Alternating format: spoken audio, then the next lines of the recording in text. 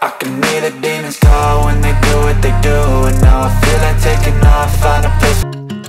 Yayasan El-Quro dirintis pada tanggal 17 September 2007 oleh Kyai Haji Nang Sukarman SAG MPDI, didukung oleh para tokoh agama dan masyarakat, yaitu Bapak Haji Dr. Andes Budi Cipto Utomo, Bapak Haji Yudi Riyadi SPD, Bapak Herman RA, Bapak Haji Kasah Effendi.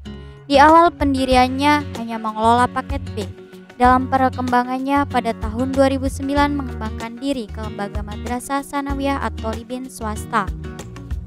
Dengan kepala sekolah pertama Umunah Hajah Lili Sa'diyah yang kemudian dilanjutkan oleh Ibu Dina Ermalina SPD. Hingga sekarang dan dalam proses perkembangan selanjutnya, Yayasan El-Quro mengembangkan diri ke Madrasah Aliyah At-Thalibin dengan kepala sekolah pertama Dr. Anda Zaitun HS, yang selanjutnya dilanjutkan oleh Bapak Syarif Hidayatullah SUD SPD MPDI. Selang beberapa tahun kemudian, Yayasan El-Quro mengembangkan diri mendirikan Pondok Pesantren El-Quro pada tanggal 14 April 2017 yang diresmikan oleh Kepala Kantor Wilayah Kementerian Agama Provinsi Lampung, Bapak Dr. Andes Haji Suhaili MAG. Dengan sistem kurikulum yang terpadu, pendidikan berasrama dengan program tahfidzul Quran serta pengajaran kitab dan public speaking secara intensif. Pondok Pesantren El-Quro terletak di Dusun Bandar Sakti, RT 3, RW 4, Desa Bandar Kagungan Raya, Kecamatan Lampung Selatan, Kabupaten Lampung Utara, Provinsi Lampung. Lokasi pesantren sangat menguntungkan karena berada di pintu gerbang Kabupaten Lampung Utara, yang mana hal tersebut memudahkan komunikasi baik dengan instansi pemerintah maupun dengan masyarakat luas. Dengan didukung oleh lingkungan yang asri, Pondok Pesantren El-Quro berupaya untuk mencetak manusia yang mutafaqoh fiddin untuk menjadi kader pemimpin umat, selalu mengupayakan terciptanya pendidikan santri yang memiliki jiwa keikhlasan, kesederhanaan, kemandirian, ukhuwah Islamiyah, kebebasan berpikir dan berperilaku atas dasar Al-Quran dan Sunnah Rasulullah Shallallahu Alaihi Wasallam untuk meningkatkan takwa kepada Allah Subhanahu Wa Taala. Sebagai jenis pesantren modern, santri Pondok Pesantren El-Quro mempunyai pikiran terbuka dan moderat tanpa menghilangkan unsur peran Islam. Disiplin dan kesederhanaan diaplikasikan dalam kehidupan sehari-hari di lingkungan pondok. Di Pondok Pesantren El-Quro, pengelolaan pendidikan dan pengajaran serta kegiatan santri sehari-hari dilaksanakan oleh para guru atau ustadz dengan latar belakang pendidikan dari berbagai perguruan tinggi dan pesantren, baik pesantren salafi ataupun pesantren modern yang sebagian besar tinggal di asrama dan secara penuh mengawasi serta membimbing santri dalam proses kegiatan belajar mengajar dan kepengasuhan santri. Seiring berjalannya waktu, Pondok Pesantren El-Quro dengan keikhlasan dan idealisme pendirinya, lembaga ini terus berkembang hingga saat ini memiliki lahan pondok dengan luas kurang lebih 30.000 meter persegi. Dengan usaha selalu meningkatkan mutu pendidikan, pembangunan fisik, pengembangan dana, dan mempersiapkan para kader untuk kemajuan jangka panjang lembaga pendidikan dan pengabdian kepada masyarakat. Visi, misi, dan pola dasar pendidikan. Visi, mencetak manusia yang mutafaqoh fiddin untuk menjadi kader pemimpin umat. Misi, mendidik kader-kader umat dan bangsa yang bertafaqoh fiddin, para ulama, zu'ama, dan agniya, cendekiawan muslim yang bertakwa, berakhlak mulia, berpengetahuan luas, jasmani yang sehat, terampil, dan ulet. Pola dasar pendidikan. Dalam upaya tercapainya pendidikan, Pesantren El-Quro menerapkan pola dasar pendidikan yang meliputi Pancajiwa adalah pendidikan yang ditanamkan kepada setiap santri untuk membentuk dan melandasi kepribadiannya, jiwa keikhlasan, jiwa kesederhanaan, jiwa mandiri, jiwa ukhuwah Islamiyah, jiwa bebas merdeka. Pancabina merupakan arah pembinaan santri yang akan melahirkan sikap hidup yang nyata dalam langkah dan amaliyah sehari-hari, bertakwa kepada Allah Subhanahu wa Ta'ala, berakhlak mulia, berbadan sehat, berwawasan luas, kreatif, dan terampil. Pancadharma adalah bakti santri sebagai makhluk, anggota masyarakat, dan warga negara. Sehingga keberadaan santri tidak hanya bermanfaat bagi dirinya, tetapi juga bagi orang lain dan alam sekitarnya. Ibadah, ilmu yang berguna di masyarakat, kader umat, dakwah Islamiyah, cinta tanah air, dan berwawasan Nusantara. Sumber daya manusia. Pondok Pesantren El Quro merupakan lembaga pendidikan berasrama.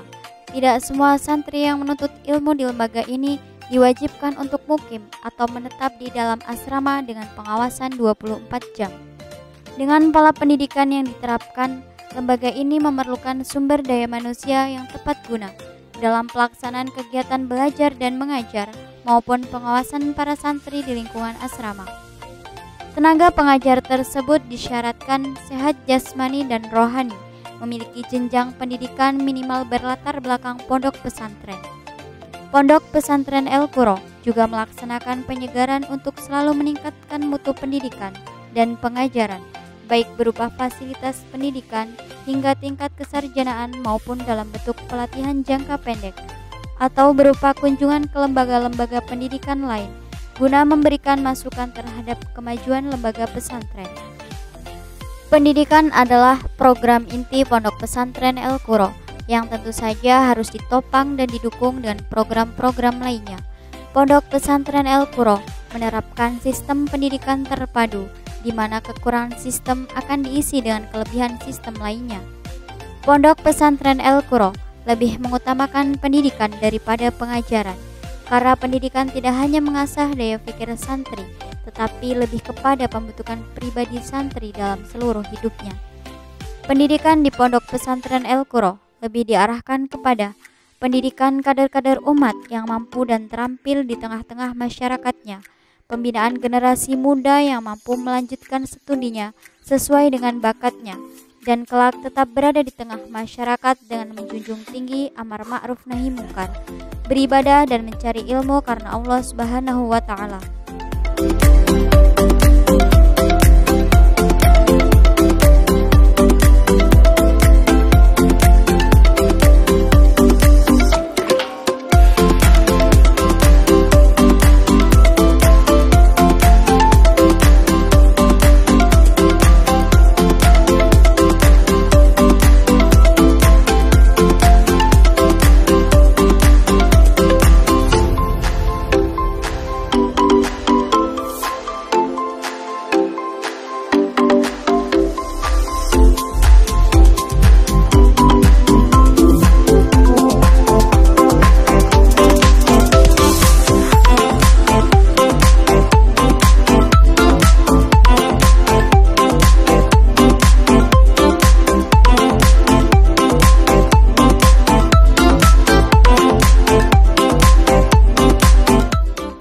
Fasilitas pesantren untuk memenuhi serta mendukung berbagai kegiatan, baik untuk kebutuhan belajar mengajar, kehidupan sehari-hari, kegiatan ekstrakurikuler, kenyamanan santri, guru, wali santri, serta orang-orang yang tinggal di lingkungan pesantren. Maka Pondok Pesantren El Quro dilengkapi fasilitas sebagai berikut. 1. Fasilitas ibadah. Musola sebagai sentral kegiatan para santri, guru, wali santri, serta orang-orang yang tinggal di lingkungan pesantren. 2. Fasilitas sekolah. Ruang kelas yang terdiri dari ruang kelas 14 unit, perpustakaan, laboratorium yang terdiri dari laboratorium bahasa Arab dan bahasa Inggris, unit laboratorium MIPA, dan unit laboratorium komputer. Ruang BK sebagai tempat bimbingan dan konseling terhadap berbagai permasalahan santri. Ruang kepala sekolah, ruang guru, dan ruang tata usaha sekolah. 3. Fasilitas asrama.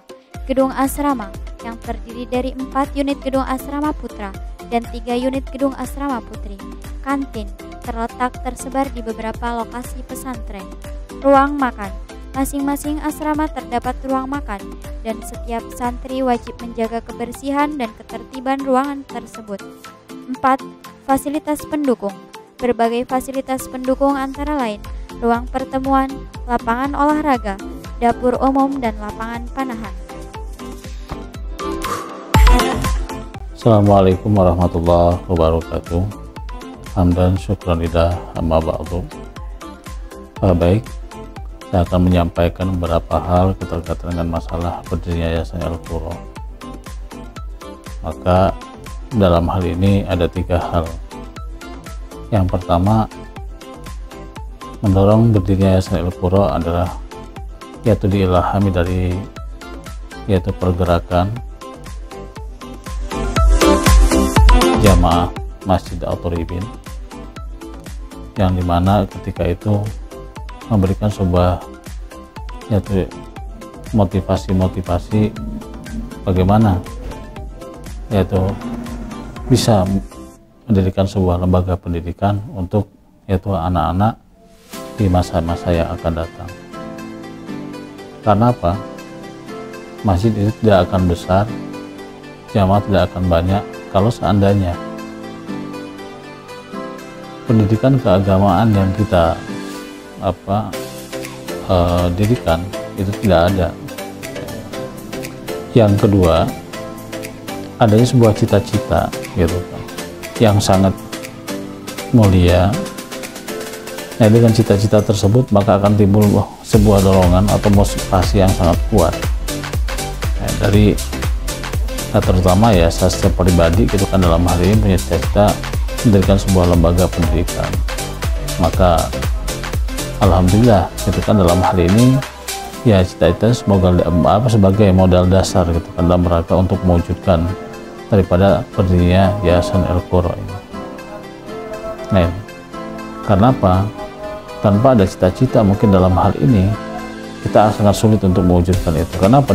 Perjuangannya di dalam mendirikan sebuah lembaga itu tidak mudah, banyak pengorbanan, baik mungkin perasaan, baik mungkin itu finansial dan sebagainya, lebih untuk terwujudnya daripada lembaga yang didam-damkannya. Nah, yang ketiga, kenyataan di lapangan yang ada sangat sekali membutuhkan yang lembaga pendidikan itu hadir di tengah-tengah masyarakat, terutama adalah lembaga pendidikan keagamaan dalam hal ini.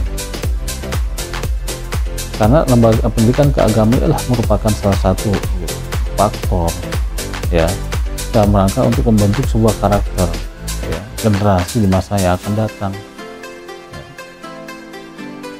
Nah, inilah yang diharapkannya oleh kita semua ketika gitu kan anak-anak kita dibekali dengan ilmu agama ya, dekat dengan Al-Quran sebagai pedoman hidup, maka insya Allah mungkin dalam hal ini ke depan kita sebagai orang tua ya minimal dalam hal ini anak-anak kita mampu untuk mendoakan dan merawat itu orang tua di masa tua kita.